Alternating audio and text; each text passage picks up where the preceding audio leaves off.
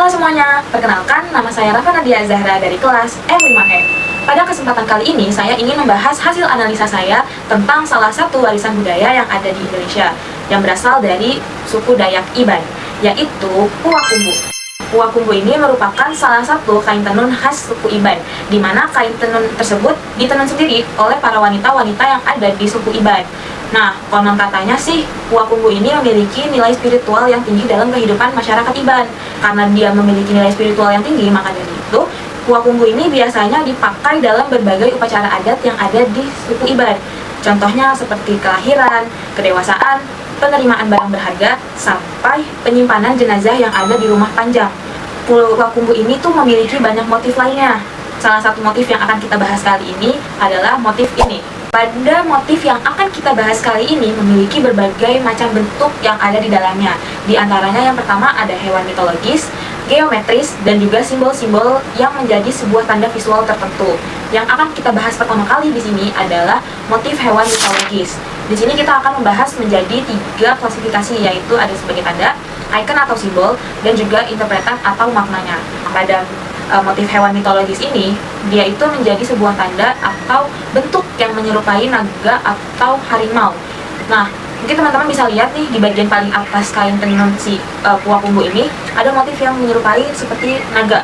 Dalam sebuah icon ini, motif tersebut menyerupai bentuk hewan. Sedangkan pada simbolnya, karena hewan ini sakral dalam budaya Iban. Selanjutnya, pada bagian tengah kain bisa kita lihat ada motif geometris yang melengkung dan juga disusun secara simetris. Pola ini itu berulang dan bentuknya menyerupai seluruh tanaman dan organisme yang memanjang. Dalam analisis Peirce, motif ini pertama-tama bisa kita kategorikan sebagai icon. Kenapa sebagai icon? Karena bentuknya secara visual menyerupai dari tumbuhan, tanaman, dan makhluk hidup. Tapi selain icon itu juga bisa dijadikan sebagai indeks. Kenapa indeks? Karena pola simetris ini menunjukkan atau mengidentifikasi adanya keseimbangan kosmos dalam kepercayaan masyarakat Iban. Selain itu, motif ini juga bekerja sebagai simbol yang mewakili makna yang lebih banyak lagi. Nah, ada simbol harmoni dan juga keteraturan hidup dalam pandangan kosmologis suku Iban.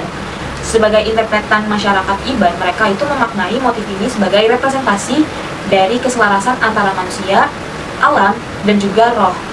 Ini itu dianggap sebagai visualisasi dari konsep spiritual tentang asal-usul kehidupan, atau bagaimana seluruh makhluk hidup yang ada di dunia ini saling terhubung satu sama lain.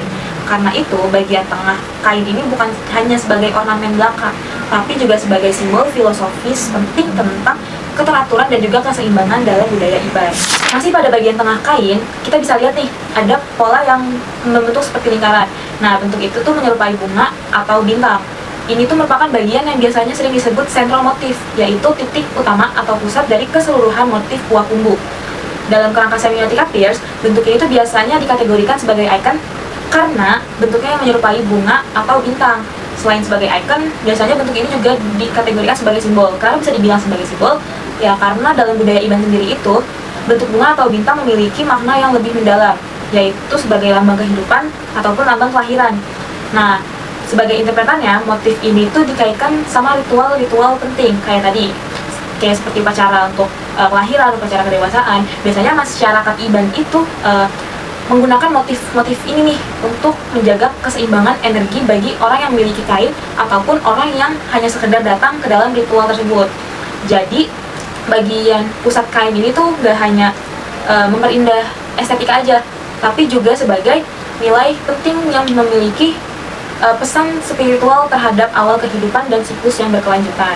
Selanjutnya, motif yang berada pada bagian warna merah. Motif yang disusun secara vertikal ini memiliki bentuk yang menyerupai batang atau tombak. Dalam analisis Peirce, bentuk ini itu bisa berfungsi sebagai icon. Kenapa sebagai icon? Karena bentuknya yang menyerupai tombak atau senjata masyarakat Iban. Selain sebagai icon, motif ini juga berfungsi sebagai simbol. Karena tombak dalam budaya Iban itu melambangkan kekuatan, keberanian, dan nilai maskulinitas sakral. Namun tidak hanya itu, pola ini juga dapat dilihat sebagai sebuah indeks, karena kehadirannya mengidentifikasi fungsi perlindungan baik secara fisik maupun spiritual. Sebagai interpretannya, masyarakat Iban memaknai tombak sebagai alat penting dalam berbagai ritual. Tombak bukan hanya senjata, tapi juga penghubung antara dunia manusia dan dunia roh. Terakhir yang akan kita bahas adalah warna yang digunakan pada Puakumbu. Salah satu contoh Wakumbu yang kita bahas ini itu menggunakan warna merah, hitam, dan juga putih. Nah, warna-warna ini itu nggak dipilih secara sembarangan atau hanya sebagai nilai estetis saja. Tapi yang paling penting di sini itu pemilihan warnanya berdasarkan makna yang memiliki simbolik sangat kuat. Gitu. Dalam analisis semiotika Peirce, warna merah itu dapat dikategorikan sebagai indeks. Kenapa sebagai indeks? Karena menuju pada hal-hal yang berkaitan dengan energi hidup dan juga kekuatan. Sedangkan untuk warna hitam dan putihnya sendiri itu berfungsi sebagai simbol. Karena yang pertama, hitam itu melambangkan dunia gaib dan perlindungan dari roh-roh jahat. Sedangkan untuk warna putihnya sendiri itu melambangkan kesucian dan juga pembersihan serta kemurnian. Sebagai interpretannya, kombinasi tiga warna ini dipercaya menghasilkan makna perlindungan dan transformasi spiritual. Pada warna merah, hitam, dan juga putih sangat umum digunakan pada kain Wakumbu. Karena dipercaya warna-warna tersebut itu menjadi bagian dari upacara ritual, terutama melibatkan komunikasi dengan roh leluhur atau proses penyucian energi. Jadi, warna pada kain ini gak hanya sekedar mempercantik visual aja, tapi juga memperkuat identitas si Wakumbu sebagai kain yang berfungsi sebagai nilai sakral dan juga nilai spiritual. Melalui hasil analisis ini, kita dapat mengetahui bahwa Wakumbu itu bukan hanya sekedar kain tenun biasa, tapi juga sebagai warisan budaya sakral yang memiliki nilai spiritual yang dalam. Dengan demikian, kita jadi tahu nih bahwa Wakumbu ini merupakan salah satu seni rupa khas Indonesia yang wajib kita pelajari, kita lestarikan, dan juga kita hargai sebagai warisan budaya Nusantara. Jadi itu dia hasil analisa saya tentang Wakumbu, kain tenun dari suku Iban. Kurang lebihnya mohon maaf. Wassalamualaikum warahmatullahi wabarakatuh.